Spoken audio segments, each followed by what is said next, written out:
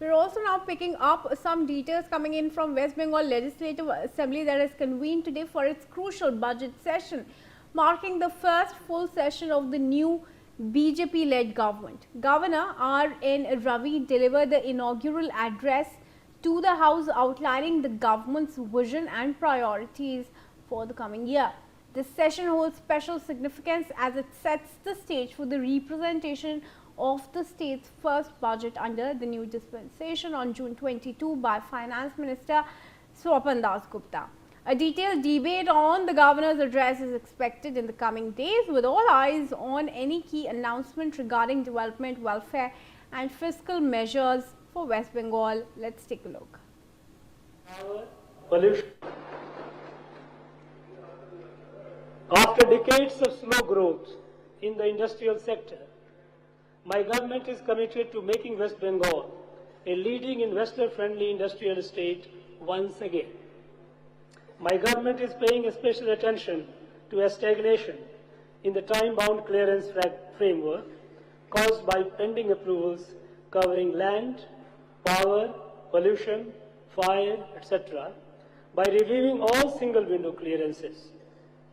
While initiating the integration of the industrial land bank with the Shilpa Sathi portal, efforts to unlock unutilized or underutilized industrial estates as well as closed units are underway. New industrial parks under the Bhavya scheme in partnership with the Government of India are being planned. Preparatory work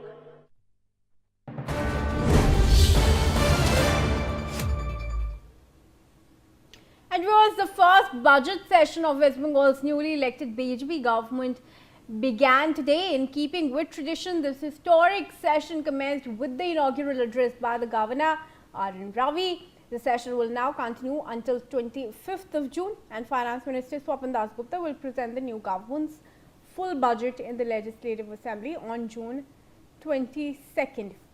Renik Datta is joining me on this. Renik, Bharatiya Janata Party का पहला budget होगा बंगाल में, क्या कुछ देखने को मिल सकता है?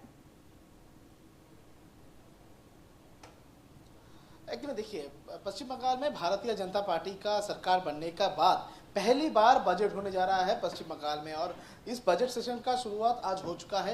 आज गवर्नर R.N. रवि उनके स्पीच के माध्यम से ये जो बजट सेशन इसका शुरुआत जो है वो हुआ है। आज सुबह गवर्नर की तरफ से स्पीच दिया गया है विधानसभा के अंदर में। विधानसभा में गवर्नर पहुंचे थे और पहुंचने के बाद ही बजट सेशन का जो ओपनिंग वो गवर्नर की तरफ से किया गया। बजट सेशन का ओपनिंग भाषण में जिस तरीके से महिला सुरक्षा, बॉर्डर सुरक्षा को लेकर आज गवर्नर की तरफ से बयान दिया गया, उसी तरीके से पश्चिम बंगाल को आगे ले जाने के लिए किस तरीके से लॉ एंड ऑर्डर सिचुएशन को अच्छा करना, इंडस्ट्री को लेके आना, नौजवानों को किस तरीके से आगे ले जाने के लिए प्रयास करना, ये सब दिशा जो है वो गवर्नर की तरफ से दिखाया गया। और गवर्नर की तरफ से ये भी उम्मीद जताया गया है कि नया जो गवर्नमेंट है, ये नया गवर्नमेंट पश्चिम बंगाल के लोगों के लिए काम करेगा, पश्चिम बंगाल के लोगों को हित में काम करेगा। महिला सुरक्षा, बॉर्डर सुरक्षा, देश का सुरक्षा, और उसके साथ साथ ही पश्चिम बंगाल के लोगों के हाथ में रोजगार, बेरोजगारी कम करना, और उसके साथ साथ ही पश्चिम बंगाल का इंटरनल जो डेवलपमेंट वो भी ये नया गवर्नमेंट की तरफ से किया जाएगा। गवर्नर की तरफ से आज जो सेशन ओपन किया गया है, ये सेशन 26 तारीख तक चलेगा। पश्चिम बंगाल में बीजेपी सरकार का पहला बजट सेशन है, और ये बजट सेशन में 22 तारीख को यानी सोमवार को पश्चिम बंगाल के फाइनेंस मिनिस्टर स्वपन दासगुप्ता उनके तरफ से बजट जो है वो पेश किया जाएगा। इस बजट को लेकर पूरा पश्चिम बंगाल के लोगों का नजर रहेगा बीजेपी सरकार के ऊपर, क्योंकि देखिए पश्चिम बंगाल में बीजेपी सरकार आने के पहले जो 15 साल तृणमूल कांग्रेस का सरकार था, उस टाइम पर पश्चिम बंगाल का जो डेप्ट हुआ है वो डेप्ट को किस तरीके से रिकवर किया जाए, और उसके साथ साथ ही पश्चिम बंगाल का इकोनॉमिक राइज किस तरीके से किया जाए, इसके ऊपर कौन सा दिशा पश्चिम बंगाल का नया बीजेपी सरकार दिखाएगा, इसके ऊपर ही पश्चिम बंगाल के लोगों का नजर रहेगा। दूसरी तरफ पश्चिम बंगाल में बीजेपी सरकार गठन होने के बाद पश्चिम बंगाल में बीजेपी की तरफ से जो वादा किया गया था पश्चिम बंगाल के लोगों के पास कि पश्चिम बंगाल में सरकार गठन होने के बाद ही बेरोजगारी को मिटा दिया जाएगा, बेरोजगारी को कम किया जाएगा, लोगों को रोजगार दिया जाएगा, नौजवानों को नौकरी दिया जाएगा। इस बारे में पश्चिम बंगाल का ये इस बार जो बजट होने जा रहा है, इस बजट में कौन से सेक्शन पश्चिम बंगाल सरकार की तरफ से रखा जाएगा, पश्चिम बंगाल का फाइनेंस मिनिस्ट्री की तरफ से रखा जाएगा, ये भी बहुत ही महत्वपूर्ण रहेगा। दूसरी तरफ अगर देखा जाए तो पश्चिम बंगाल में जो गवर्नमेंट की तरफ से गवर्नमेंट जो स्कीम था, उस गवर्नमेंट स्कीम के साथ अभी सेंट्रल गवर्नमेंट का स्कीम बहुत सारे मिल चुका है। दूसरी तरफ अगर देखा जाए तो गवर्नमेंट का कुछ स्पेशल स्कीम है, जिस स्कीम पश्चिम बंगाल सरकार के फाइनेंस डिपार्टमेंट के ऊपर आता है। यानी जैसे कि जो लक्ष्मी भंडार स्कीम था, जो कि अभी अन्नपूर्णा योजना हुआ है, ये अन्नपूर्णा योजना का जो पैसा, वो पैसा इंक्रीज किया गया है, 1500 से लेकर डायरेक्टली 3000 किया गया है। तो ये पैसा का परिमाण कितना हो रहा है, ये पैसा आएगा किस तरीके से, इस पैसा के माध्यम से कितना पैसा जा रहा है और कौन से दिशा से ये पैसा आएगा, ये जो पूरा प्लानिंग ये बजट में रह सकता है। दूसरी तरफ पश्चिम बंगाल में इंडस्ट्री को लेकर सबका नजर है। एक तरफ अगर देखा जाए तो पश्चिम बंगाल में जो टाटा जैसे इंडस्ट्री जब चला गया था, उसी को मुद्दा बनाया था बीजेपी प्रचार के दौरान।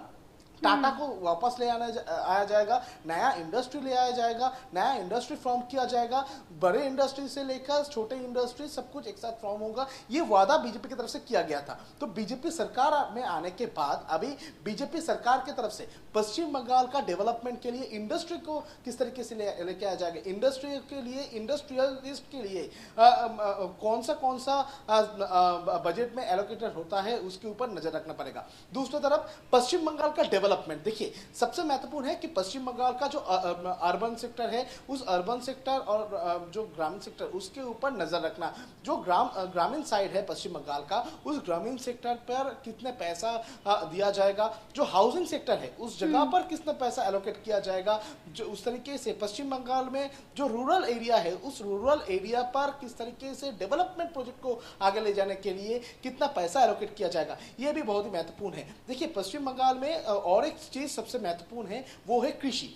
ये खेती बाड़ी के लिए पश्चिम बंगाल सरकार का इस बजट में कुछ एलोकेशन होगा कि नहीं, इस बारे में भी नजर रखना पड़ेगा। उसके साथ हेल्थ सेक्टर जो कि बहुत ही महत्वपूर्ण है, पश्चिम बंगाल का हेल्थ सेक्टर का इंफ्रास्ट्रक्चर इंक्रीज करना, ये भी बीजेपी का मैनिफेस्टो में एक महत्वपूर्ण हिस्सा था। उस मैनिफेस्टो को देखते हुए पश्चिम बंगाल का ये नया बीजेपी सरकार क्या ये बजट पर हॉस्पिटल सेक्टर के लिए या तो मेडिकल सेक्टर के लिए कोई नया कोई पैसा एलोकेट किया जाएगा,